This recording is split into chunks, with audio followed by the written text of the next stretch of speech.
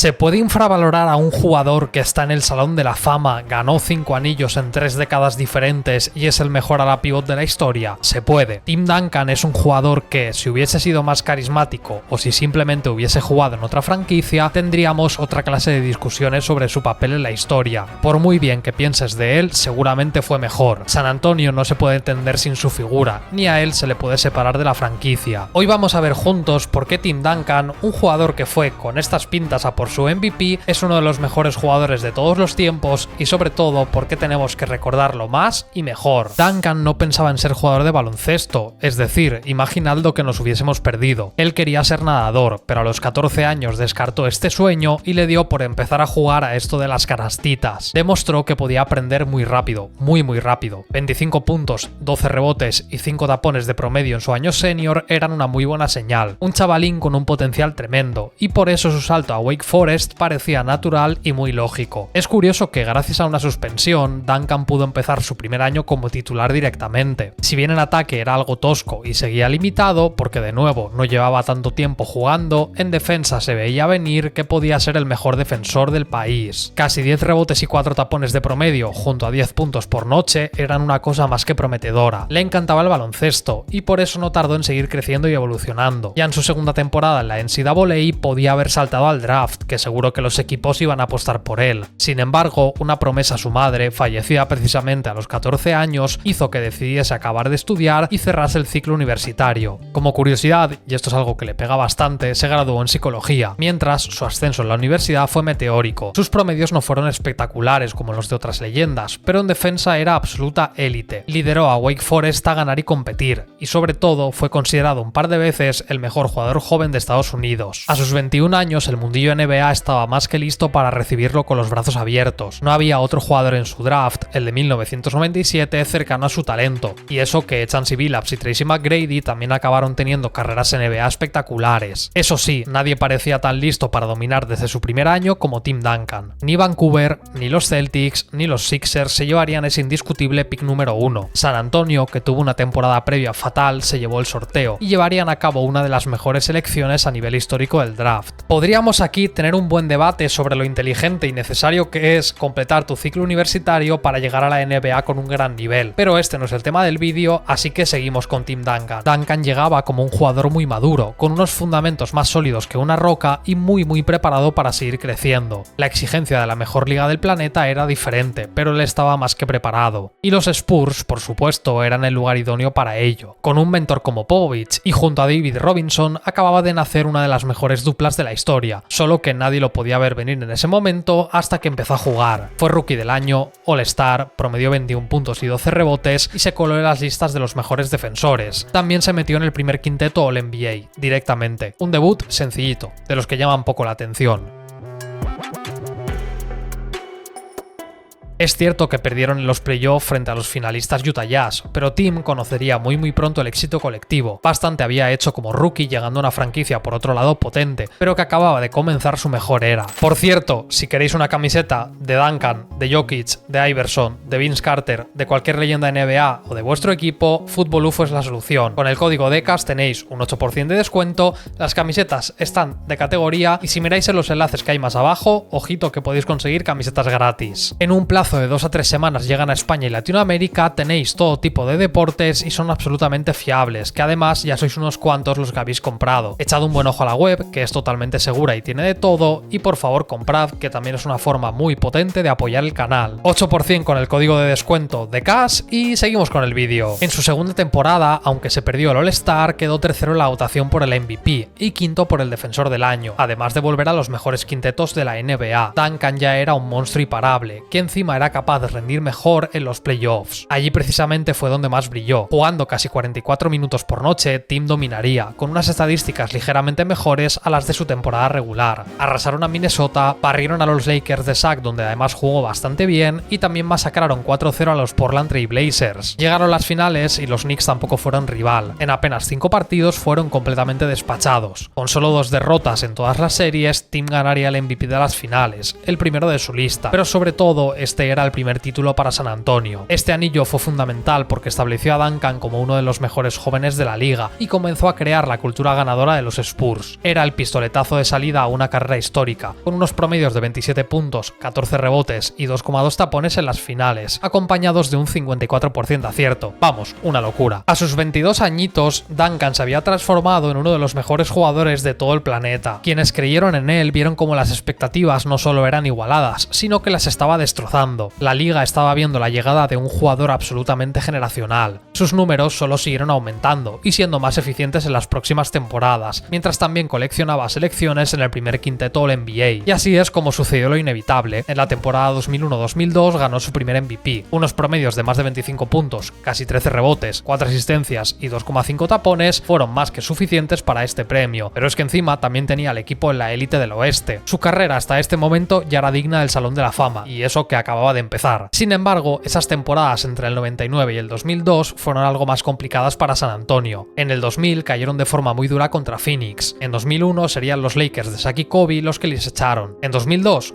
correcto, Kobe y Shaq de nuevo, quienes se encargaron de hacerle sufrir y exigirle todavía más a él y a San Antonio. Una franquicia legendaria se estaba encargando de impedir que otra construyese su propio legado, pero no lo harían por demasiado tiempo. El año es 2002 y 2003 y aquí tendríamos un punto de inflexión. Tim jugaría los 82 partidos y ganó de nuevo el MVP, con unos promedios muy similares a los que le permitieron llevarse la estatuilla el año anterior. Duncan estaba en la cima del mundo y los playoffs de 2003 iban a ser muy diferentes. Además, este equipo de San Antonio vería como David Robinson se retiraría tras este último trayecto juntos. Era ahora o nunca, y vaya si lo fue. Nuestra estrella asumió el completo liderazgo del equipo, como ya venía haciendo, y silenció a todo el mundo. Phoenix perdió 4-2, avanzando así a las semifinales de conferencia para chocar con los campeones, Shaq y Kobe. Tim cerró la serie con 37 puntos y 16 rebotes, mandando a los Lakers a casa. Las finales de conferencia, Dallas y Nowitzki, a los que también eliminaron en 6 partidos. 3 de los mejores equipos de la temporada habían caído, gracias en muy buena parte al enorme trabajo de la estrella de San Antonio a ambos lados de la pista. Llegaban así sus segundas finales y Duncan no se arrugó. Dominó la serie contra los New Jersey Nets con unos promedios de 24 puntos, 17 rebotes, 5,3 asistencias y 5,3 tapones, una demencia. Así es como había logrado su segundo anillo. Por cierto, muy recomendado su sexto partido en el que hizo 21 puntos, 20 rebotes, 10 asistencias, 8 tapones y estuvo descomunal en defensa. Y además lo tenéis en HD, que da gusto verlo. La palabra concreta para definirlo era dominación, y su temporada fue para el recuerdo. Pocos jugadores habían demostrado ese nivel de control y esas muestras de poderío, y a los 26 años empezaba a colocarse en las conversaciones de los mejores interiores de la historia.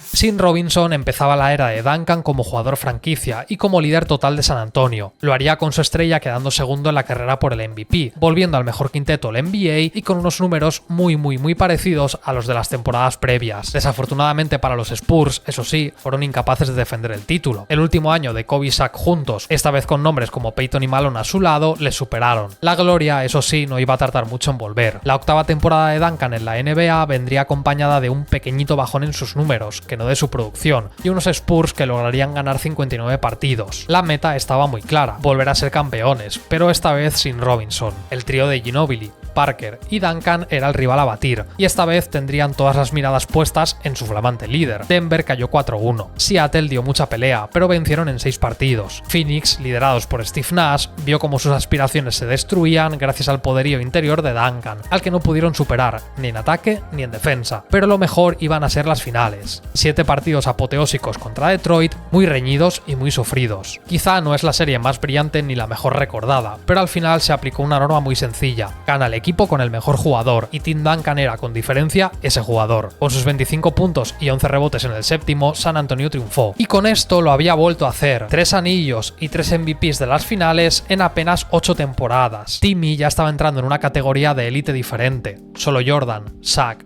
Magic y posteriormente LeBron habían logrado esto. Los mejores jugadores de todos los tiempos estaban viendo como un tal Tim Duncan se sentaba en su mesa a comer. En el momento más álgido de su carrera sufrió entonces una lesión. Era la temporada 2005-2006 y una fascitis plantar provocó que sus números bajasen a casi 19 puntos y 11 rebotes por noche. Esto provocó que no entrase en el mejor quinteto de la NBA por primera vez en su carrera, y por si esto fuese poco, también perdieron las semifinales de conferencia contra Dallas. No fue su mejor temporada, y por eso mismo el año siguiente sería diferente. base. Ya recuperado del todo, volvió a sus promedios habituales y por supuesto al primer quinteto del NBA. Seguía siendo uno de los mejores jugadores del planeta, pero quedaba una gran prueba de fuego: ganar de nuevo y marcar a ese equipo de San Antonio como una de las dinastías más brutas y más potentes de la historia. Y por supuesto eso es lo que pasó. Los playoffs de 2007 permitieron que la era dorada de San Antonio se extendiese un poquito más en el tiempo. En primera ronda los Nuggets caerían 4-1. Para las semis, Phoenix volvería a perder contra los Spurs. En las finales de conferencia, otro 4-1 contra los Jazz. Duncan fue fundamental en cada una de estas eliminatorias, pero sobre todo se estaba viendo la irrupción total de Tony Parker y de Ginobili. Las finales fueron un paseo. LeBron James logró llevar a unos Cavaliers bastante dignos pero limitados hasta allí, y San Antonio los vapuleó en talento, en experiencia y en juego. Tim tuvo un papel fundamental a ambos lados de la pista, aunque esta vez Tony Parker sería el MVP. Con sus 22 puntos, más de 11 rebotes, 3 asistencias y 3 tapones, San Antonio guillotinó al joven rey.